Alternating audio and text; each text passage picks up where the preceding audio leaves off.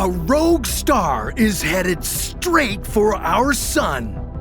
If these two stars slam into each other, it could spell the end of all life on our planet. How could a rogue star end up in our solar system? What would this epic collision look like? And how much time do you have to live?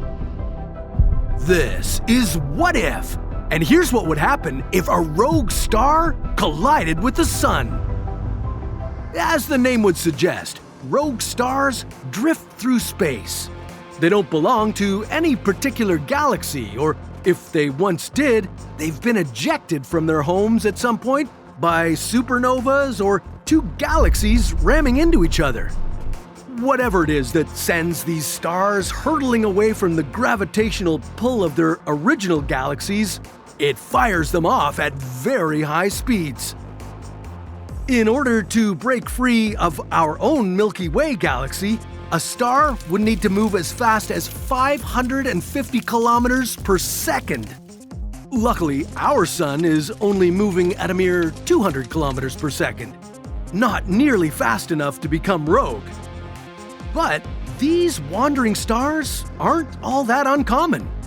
They may even account for as many as half of the 200 billion trillion stars in the universe. And one of them could be headed toward our sun right now. Meet Gliese 710.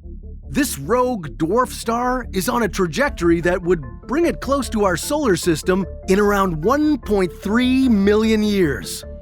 When Gliese 710 eventually reaches us, it would enter the outermost section of our solar system, the Oort Cloud, at a speed of about 51,500 kilometers per hour. It could send the icy bodies out there flying in different directions, maybe even right toward Earth. Once it has reached Neptune, the countdown to the epic collision would begin. T-minus 10 years till the impact with the sun. At this point, you'd better just plan to live your best life while preparing for the upcoming apocalypse. The gravitational pull of Gliese 710 would destabilize the orbits of our planetary neighbors, nudging them left and right. This could go as far as pushing Earth out of the habitable zone. Or it could turn us into a rogue planet after unceremoniously being catapulted out of the solar system. After 10 years, it would finally be getting close to collision time. As each day passes, things are only going to get worse. One possibility is that the Sun and Gliese 710 would merge into a red nova. This would result in a violent explosion that would unleash nearly 500,000 times more light than what the Sun does right now. Given the amount of time light takes to travel from the Sun to the Earth, you would be blissfully unaware of this destructive explosion for 8 minutes. But the moment you do find out, all that light would likely blind you in a millisecond and then immediately fry you on the spot. That's because directly behind this blinding light would be super hot gas. This wave of heat could be powerful enough to wipe out nearly everything in its path. Bye-bye Mercury, Venus, and yeah, Earth too. Our atmosphere and oceans would be completely blasted away. This would leave our planet as nothing more than a barren rock. The explosion would also have created massive amounts of high-energetic neutrinos. These would be able to boil you from the inside out. Earth would also be shrouded in lethal levels of UV and gamma radiation. Even if you somehow managed to survive the explosion, you wouldn't last long from the harmful effects of all this radiation.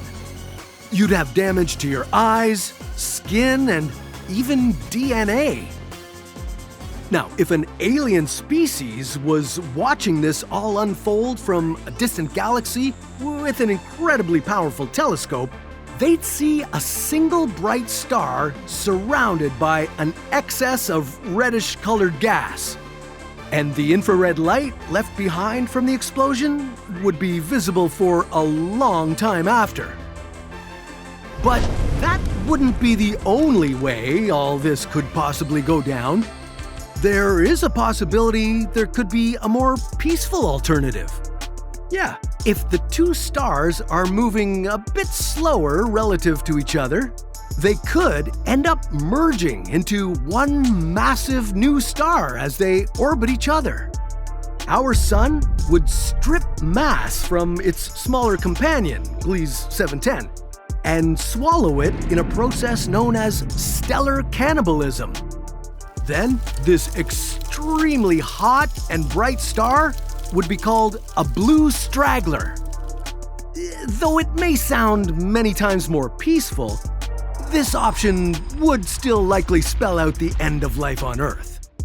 With our Sun now a massive blue star, the habitable zone of our solar system would be pushed further away. What else would happen if our Sun became a blue star? Well, that's a story for another What If.